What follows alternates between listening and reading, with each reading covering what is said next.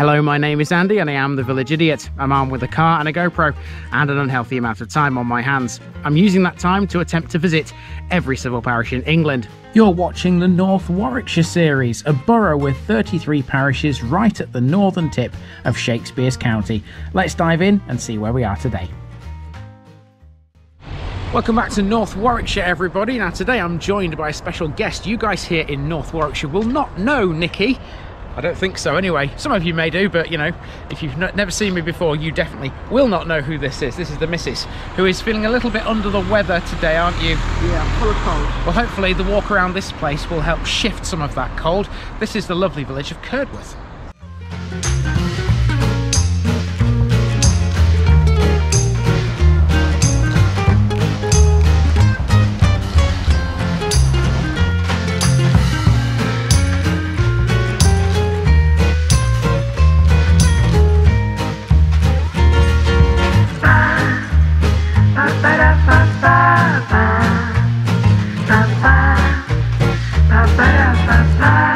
Here's my disclaimer for people who may be watching me for the first time. I say things as I would in my native accent and dialect.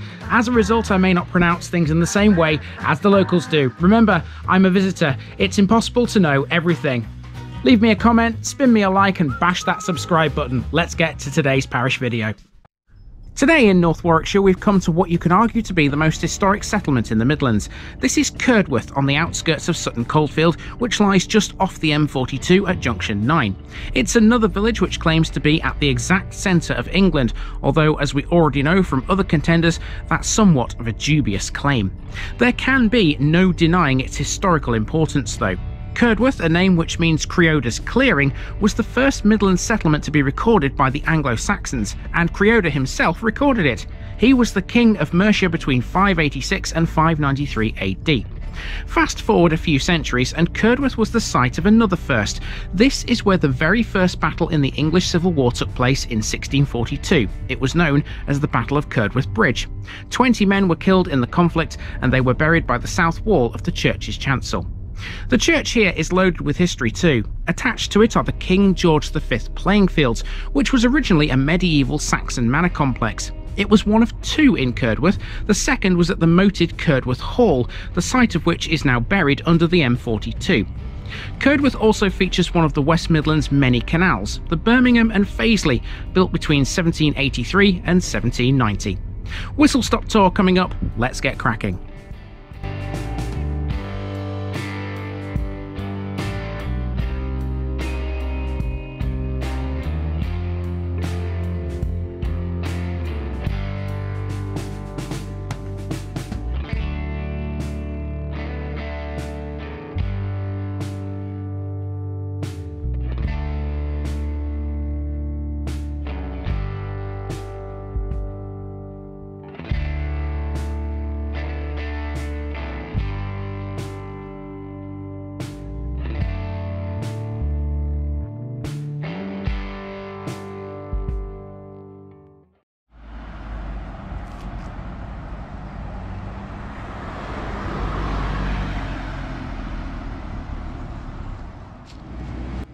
Our route begins at the village shop and post office. This is the only shop in the village, barring a farm shop at Mullinsgrove.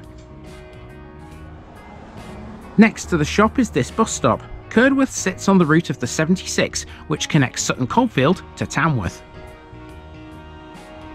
The bus travels that route via the town of Coleshill, and this is Coleshill Road. Both Curdworth and Coleshill are adjacent to the M42. There are two greens in Curdworth, the small one where we were for the intro, and this much bigger one near the Beehive pub.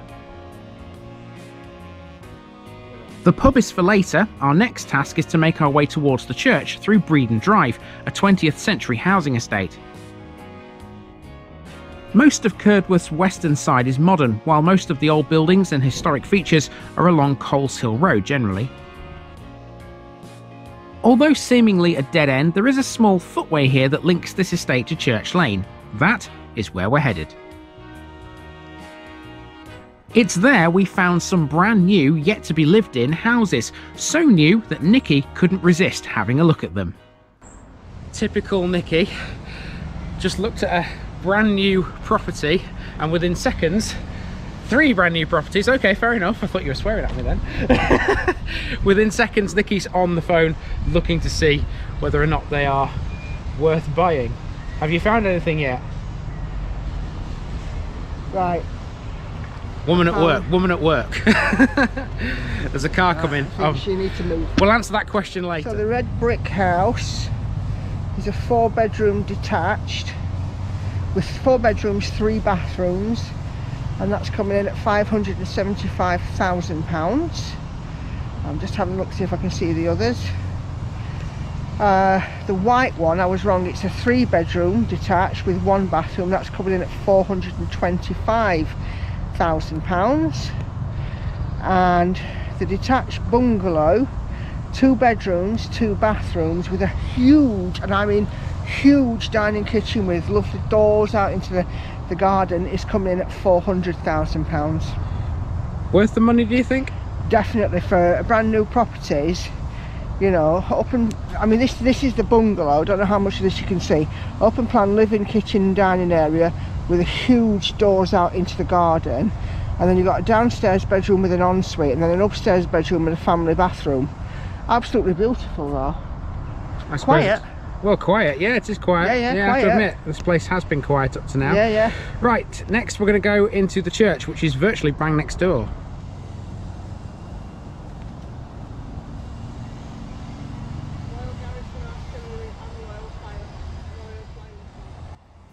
Curdworth Church is dedicated to St Nicholas. It's substantially Norman and dates mainly from the mid-12th century. Originally a simple 2-cell church, its nave was about 2/3 of the length it is today, and the plan of the original chancel is unchanged. The door is a memorial to Maria Margaret Adderley, a 92-year-old local lady whose work for this church was unparalleled. The church was extended westwards in 1460 by the Earl of Warwick, Richard Neville. He extended the nave and added its large west tower. This narrow spiral staircase leads to the unconventionally placed wooden organ loft over the chancel arch, which was added in 1895. Here's the east window, which is a typical 14th century decorated effort. The Norman aisle windows, though, are more notable. Their interest is considerably enhanced by the survival of 13th century wall paintings, which this little board tells you all about. On one of the walls is a war memorial, which is a simple enough tablet, although there is a second, more unusual one nearby. Now, one of the most interesting memorials you'll find in here is up on this wall. It's a cross, which is in the shape of a propeller. And the reason for that is because, as we walked in, there was a Commonwealth War grave on the left, which I did capture. If you saw it at the beginning of this section, it was for Sidney Woodrow, who died in an aircraft accident in 1916, and this is his memorial on the wall. He's buried outside in the churchyard.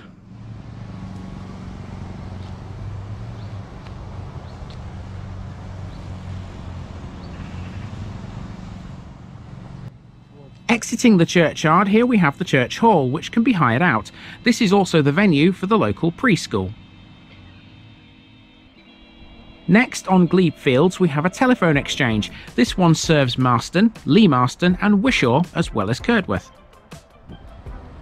Glebe Fields runs back to Coles Hill Road again. There's a listed building on this stretch, Red Lion Cottages at number 25 and 27. Next, we have the A4097 Kingsbury Road. This is a main road which bypasses the village to the north and leads to the motorway. Here's Fairview Industrial Estate. Businesses here include PHS Tea Crate, River Motorhomes and the Ramadan Indian Restaurant. On the corner nearby is the White Horse, once run by the Lucas family. This pub was regularly frequented by blacksmiths and farmers. The pub and the industrial estate sit along the edge of the Birmingham and Fazeley Canal, built between 1783 and 1790. Birmingham famously has more canals than Venice. This one ran for 15 miles from Gas Street Basin in the city centre to the Coventry Canal. It was one of the first in the country to be reclaimed from industrial decay. Here it flows through Curdworth Cutting, a designated wildlife area. This is the 80-metre long Curdworth Tunnel. Beyond this, the canal runs through a series of locks to an aqueduct at Middleton Hall. Nikki's done her usual thing again. All that's missing is stitching and a flask of tea or something, isn't it, Nikki? A thumbs up behind the camera. Nikki would quite happily sit down here and enjoy the peacefulness of this area.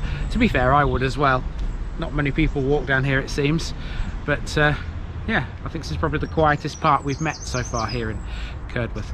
We're now going to walk through the car park of the pub to get back to the main road and then head across to the playing field.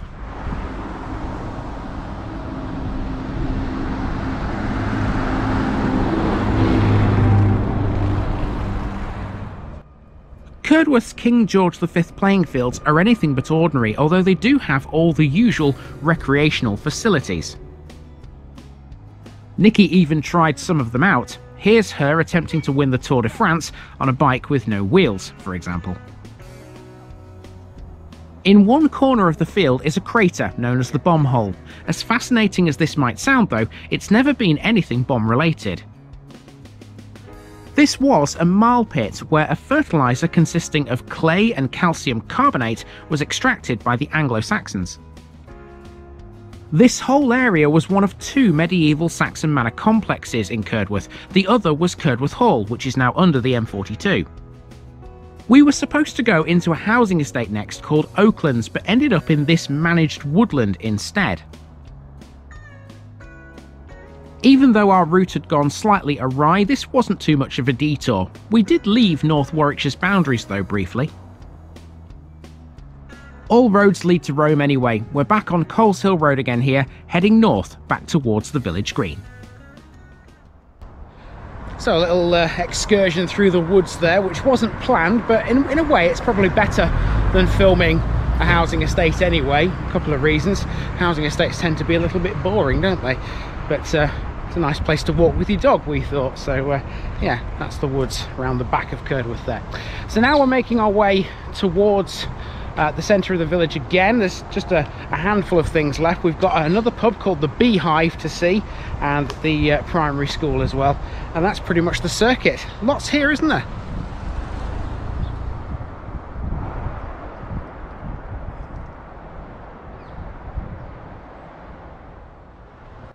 Our next stop was the village hall and the parish notice board. Mark off Curdworth, folks. There's 28 to go in North Warwickshire. Founded in 1937, the Company of the Curtain staged 3 shows annually in this hall. In October, they did Gaslight by Patrick Hamilton. Now we're back to the green, where Nikki opted to sit and wait for me to finish the route. This is Beehive Lane, named after a pub. The Beehive Inn is a traditional West Midlands village pub featuring an old-fashioned bar with settle-style seating and a darts area. Both of the pubs in the village are known for their fabulous food. The Beehive is good for steak and poultry as well as its beer. Farthing Lane now. A shallow hill at the top of this road was the site of Curdworth Hall, where only a few moat traces can now be seen. Halfway up the hill is Curdworth's primary school. Very little is known or recorded of the educational history in this village. This building, though, replaced the former school on Kingsbury Road, which is now a B&B style hotel with 8 bedrooms. Farthing Lane runs towards the M42 from here, joining Kingsbury Road just before junction 9, where it meets the M6 toll. Our last task is to cut back to Coleshill Road via Sandpits Close. That's been a fascinating walk around, all things considered. And thanks to a short footpath off Sandpits Close, we're now at the end of the route, because it brings you out back onto Coleshill Road at these white houses, which you would have seen earlier at the very beginning, close to the shop and the post office. Time to go and find the wife. Curdworth was the site of the very first battle in the English Civil War in August 1642. The first skirmish between the Roundheads and the Cavaliers of the Civil War took place in the fields to the south of the village. It was called the Battle of Curdworth Bridge. Sir Richard Willis, a royalist, was sent to escort 2 troops of horse, 1 of dragoons, 500 foot soldiers and baggage from Kenilworth Castle to Tamworth Castle. The royalists left Kenilworth travelling via Barkswell, Meriden, Packington and Coleshill. 1,200 parliamentary troops plus Birmingham men tried to head off the royalists via Fillingley, Maxstoke and Coleshill. Willis, with his men in battle formation north of Curdworth Bridge, attacked the parliamentarians, who were hemmed in by some boggy ground to the south. They eventually retreated, and Willis moved on to this, Tamworth Castle. 20 men were killed in the skirmish and were buried by the south wall of the chancel of St Nicholas's Church.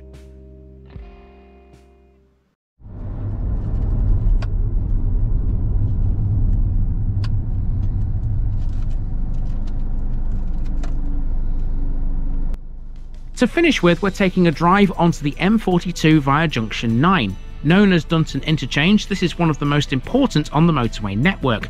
On the other side of the junction, and still within Curdworth's boundaries, is Dunton Hall. It's said to have once been the home of the maternal grandparents of the famous writer Dr. Samuel Johnson, arguably the most distinguished man of letters in English history. As well as the M42, you can join the M6 toll here.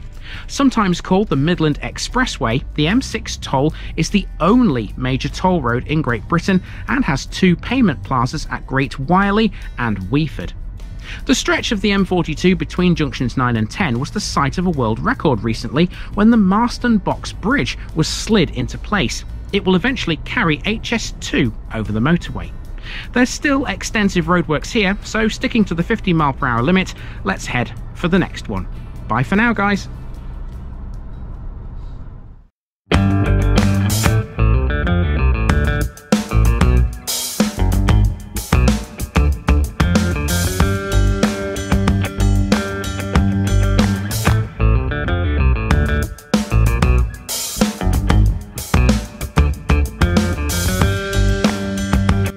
Thanks for watching this video, folks. Don't forget to like this episode if you haven't already. It really makes a difference with YouTube. If you're new here, subscribe to the channel for more videos like this, and give us a share too if you've got friends who'd like it.